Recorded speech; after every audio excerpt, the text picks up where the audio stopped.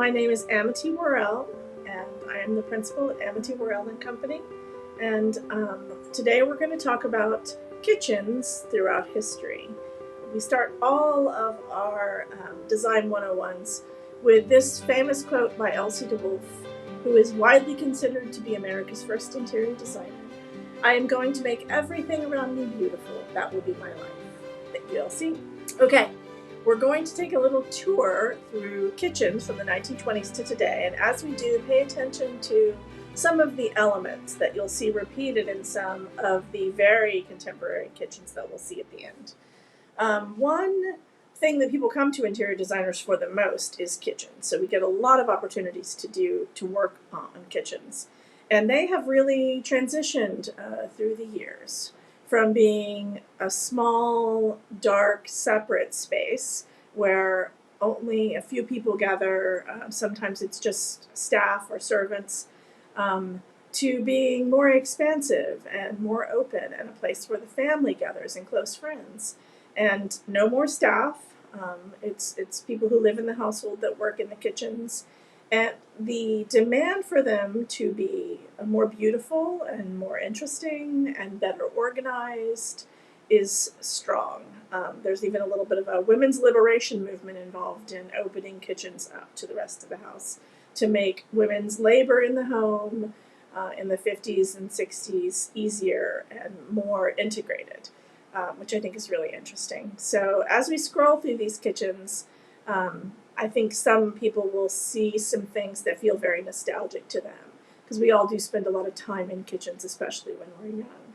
And these were all kitchens that I thought really were representative of the period that they're from. These early 2000 kitchens with all of the texture, the sort of Tuscan thing that was happening at the time, is something that we're usually changing in people's homes these days.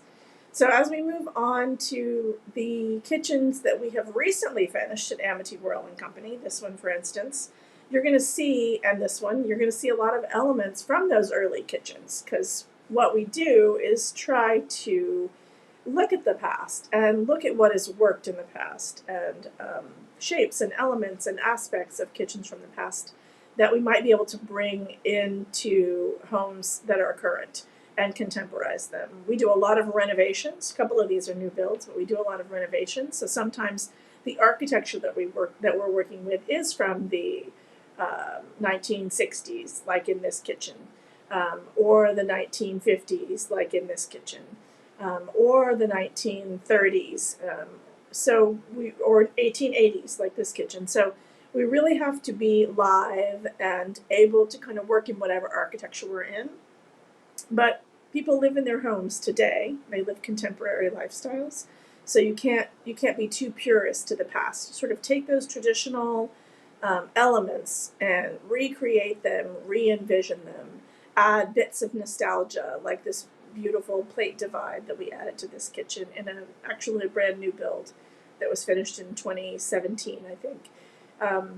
All of these aspects that we've seen in the past, bringing them into kitchens of today, keeping that sort of line from what was beautiful and important back in the 1920s, and keeping that element connected to homes today. You can see this kitchen actually was also finished probably maybe 2016. It's in a 1930s house. It's completely new, but it feels very appropriate to the house and the time that it is in. And so one thing I want to kind of finish with here today is that kitchens are such a point of connection for people. And in the world we live in today, I think that is still very true. It's still very an important aspect of homes. So we continue to design them to make our clients' lives easier, happier, and more connected. So thank you so much for coming today. And I hope you'll join us for our next Design 101.